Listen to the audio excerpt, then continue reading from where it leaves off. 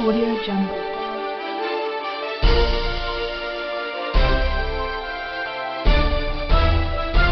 Audio Jungle. महाराज जी, कहाँ के रहने वाले हैं? मैं ग्राम महेशपुर का रहने वाला हूँ। अच्छा, आपके गन्ने में आग लगी है, क्या कारण है, क्या किस वजह से आग लगी है? साहब, ये हमारे गांव में एक कुलदीप नाम का व्यक्ति है जी। जो पहले से ही बदमाश प्रवृत्ति का रहा है। अच्छा। उसके खिलाफ डिलाइट थाने में पहले ही काफ़ी मुकदमे दर्ज हैं। ये जेल में भी पीछे रह के आ चुका है, लेकिन ये विगत 3 महीने पहले इसने हमारे घर में चोरी की थी। अच्छा।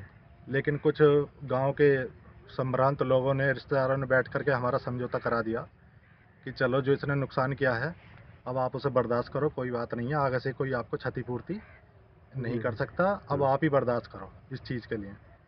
तो हमने अपने मन में सांत्वना रखी कि ठीक है, चलो, ऊपर वाले की निगाह ठीक रहनी चाहिए, हमारा परिवार ठीक है तो सब कुछ ठीक है। हमने इनके अगेंस्ट कोई कार्रवाई फिर नहीं करवाई। लेकिन उसी समय से, जब से हमने कानून की मदद नहीं ली, उस समय तो हमने कानून की मदद नहीं ली, उसी समय से हमें लगातार धमकाता आ रहा है कि तुमने पूरे गांव में क्यों बोला या किसी रिश्तेदार से क्यों बताया कि मैंने चोरी की थी। लेकिन चोरी हमने इस वजह से ही नहीं बताया कि कल को हमें कुछ भी नुकसान पहुंचा सकता था, क्योंकि बदमाश प्रवृत्ति का आदमी का पता कुछ नहीं रहता जी, जी। किस टाइम क्या बड़ी क्षति हमें पहुंचा दे। कल भी ऐसे ही वाकया हुआ। कल मैं अपने खेत पर गन्ना भरने के लिए जा रहा था ट्रैक्टर ट्रॉली लेकर के, तो इसने मेरे सामने अपने स्कूटी खड़े करके मुझे धमकाने लगा कि कहाँ जा रहा है, मैं तुझे जाने नहीं दूंगा, जान से मार दूंगा, और मैं तुम्हारी खेती नहीं करने दूंगा, तुम्हारे खेतों को उजाड़ दूंगा, तुम्हें गांव से निकाल के छोड़ूंगा मैं। वो हर तरीके से जान से मारने की धमकी पहले भी मुझे कई बार दे चुका है। अब इसकी शिकायत मैंने पुलिस प्रशासन से भी की थी। कल मैं तहरीर दे करके भी आया, लेकिन 24 घंटे के लगभग हो चुके हैं, अभी तक थाने की तरफ से कोई कार्रवाई नहीं हुई है। अब पता नहीं पुलिस इसमें क्यों अपनी आंखें बंद करी हुई बैठी हुई है। या हो सकता है पुलिस किसी बड़ी अनहोनी का इंतजार कर रही हो कि कुछ बड़ी अनहोनी होगी तो हम जा करके देख लेंगे, जब कुछ ना कुछ करेंगे हम। अच्छा, फसल में जो आग लगी आपके गन्ने में, वो किस वक्त का वाकया है और घटना पूरी क्या है? कल जब इसने मुझे ट्रैक्टर रोक करके धमकाया था, तो उस समय गांव के कुछ लोगों ने इसे वहाँ से हटा दिया कि क्यों नहीं परेशान कर रहा है, इन्हें अपना काम करने दे। तो मैं अपने ट्रैक्टर लेकर के सीधा खेत पर पहुंचा। वहाँ मैंने अपनी ट्रॉली में गन्ना भर के क्रिया केंद्र पर लेकर ही पहुंचा था, तो ये फिर से वहाँ पर तमंचा लेकर के, स्कूटी लेकर के वहाँ फिर जा धमकाने लगा मुझे। तो वहाँ से काफ़ी लोग इकट्ठे थे, काफ़ी किसान थे क्रिया केंद्र पर। उन्होंने समझाया कि ऐसे झगड़ा मत कर, इन्हें परेशान मत कर, ये सीधे साधे आदमी हैं, कि तू तो हर जगह झगड़ा करता ही फिरता रहता है, यहाँ से जा तू।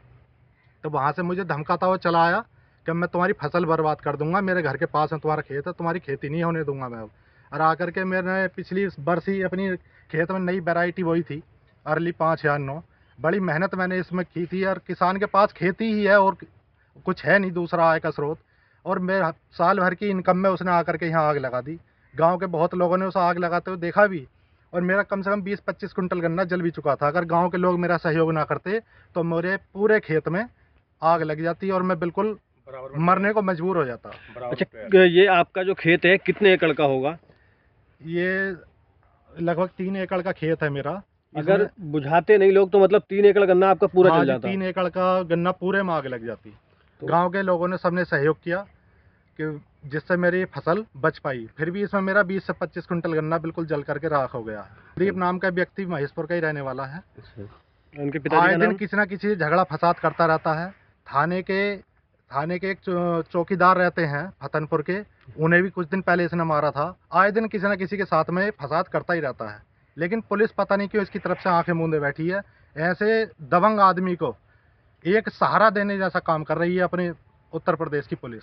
अगर पुलिस ठीक समय से कोई ना कोई इसके अगेंस्ट कठोर कार्रवाई करे तो कल को किसी को परेशान नहीं करेगा। अच्छा, आपने इस मामले की जो गन्ने में आग लगी है सूचना एसडीएम को या कहीं किसी और जगह दी? कल मैं बहुत घबरा गया था अपनी फसल में आग लगते हुए देखकर।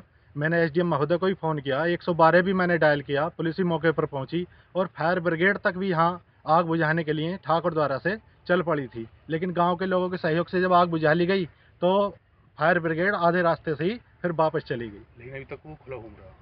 लेकिन वो अभी तक अपने घर पे आराम से बैठा है, उसे कोई टेंशन नहीं है, क्योंकि जब पुलिस की तरफ से कोई कार्रवाई नहीं है तो बदमाश क्यों परेशान होंगे। पुलिस आराम से बैठी है तो बदमाश भी आराम से बैठे हैं। अपने घर में बैठा रास्ते पे हमें 24 घंटे मुझे तहरीर दिए हो चुके हैं, बराबर धमका रहा आते जाते। पुलिस उनसे दरोगाई से बोला भी था कि ये हमें परेशान कर रहा है, आप कुछ कार्रवाई करो। तो वो कह रहे हैं वो तो परेशान नहीं कर रहा, कहाँ उस पर तमंचा, कहाँ कुछ है। अब साहब हम तमंचा लेकर थोड़ी दिखाएंगे थाने में कि ये तमंचा लेकर घूमता अब।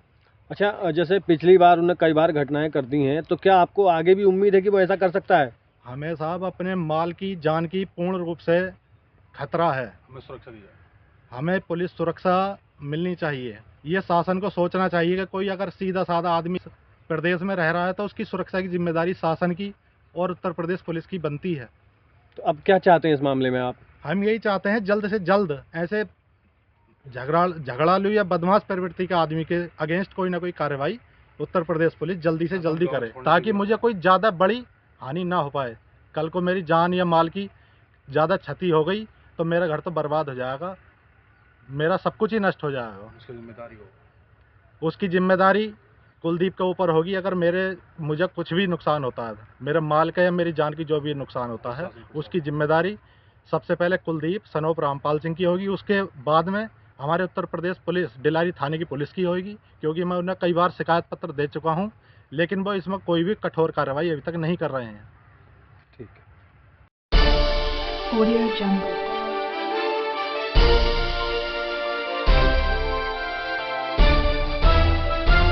Audio Jungle.